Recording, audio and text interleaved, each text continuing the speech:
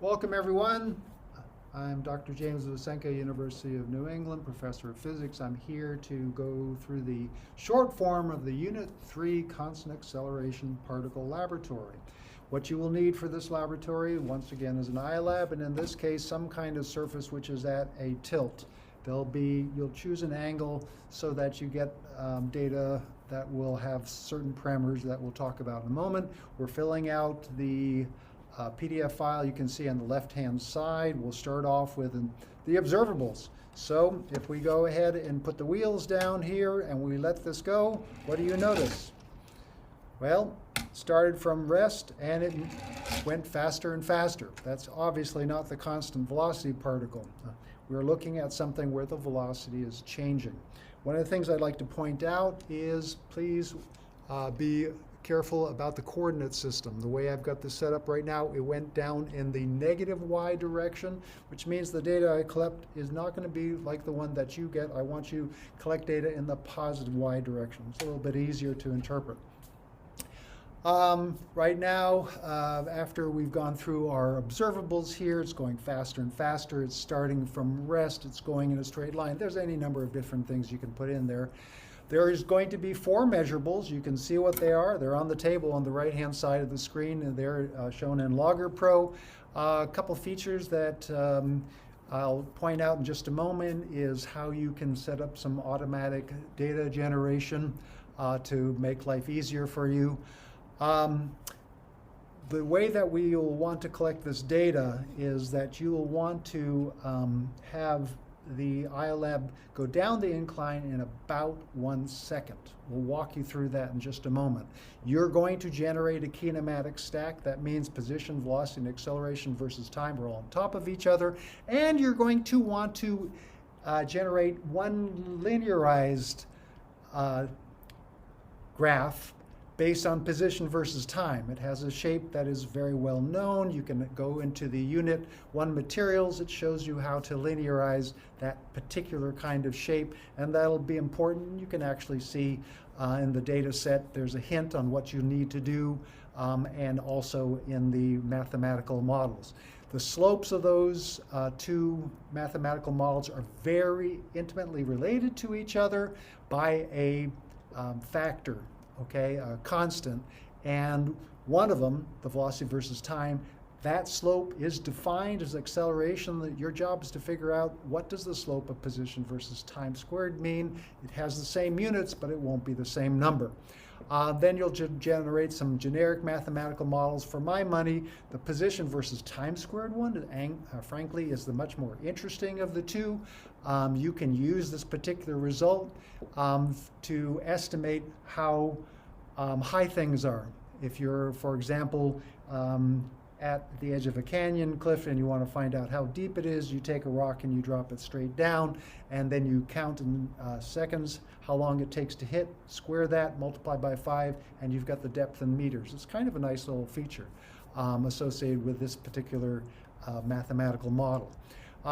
Turn those mathematical models into descriptive models answering the specific questions down below. The motion map here is going to have not only time and the location and velocity vectors that start at 0, but also the addition of an acceleration vector that is not 0 initially. If you think about it, how is this going to go faster and faster if it's not accelerating at t equals 0? I'll be watching for that. Your data table will have 5 columns, the 5th column being the linearization column. Let's jump over right now to the iLab and show you how you collect the data. Turn on your device, make sure it's getting a good strong voltage signal. Go over here, click on the wheel, and you can see we have a kinematic stack right from the get-go. Their notation for position is r sub y. That means the position in the y direction. Your first job is to make sure that you get a tilt such that when this travels over a meter, it's at least a second. You'll want to release this at the, hit the record button at the same instant that you let this go. So let's go ahead and stop the data collection, take a close look and you'll notice that I was not successful. Okay, the velocity, the initial velocity that you see here, here's a feature up above that you'll like. It's a magnification feature. Go ahead and choose the region that you want to magnify, and you can see I did not get a good 0 here. So I'm going to try one more time to collect this data. I go ahead and I hit reset. Set this up over here again, hit the record button, and then let it go.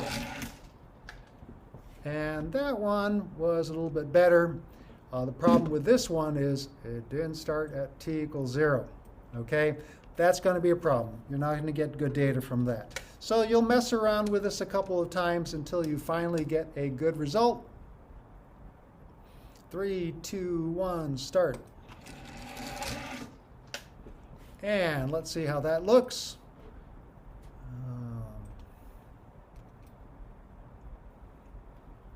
Still a little bit off. This may take several times before you finally get a good result. How about that? Ah, there we go. So highlight the region of interest. It's got a little flat region, a little bit off there. It's not terrible. You can use the magnification feature on the other parts of the graph too. Notice that this is not a straight line. This is a really important feature, and definitely magnify the acceleration versus time. You're going to have to ignore that first value of acceleration there and choose one elsewhere. You're going to try to take data at every 0.2 second intervals. I'll show you how to put that into your Logger Pro program. And in just a moment here, you'll notice that when you turn this back into the bar graph mode, it'll actually give you the values of the position and the velocity and the acceleration all simultaneously. That's a really, really nice feature, so that you can go ahead and directly put them into your Logger Pro or your Excel table on the right-hand side.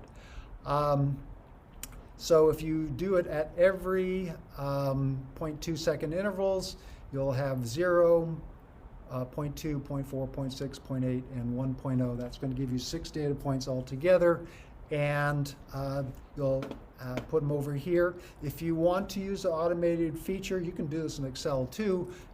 The way you do it in Logger Pro is you can say generate values, starting at 0, ending at 1, 0.2 increments, and then 2 significant figures because it's about 1/100 of a second. This will overwrite things.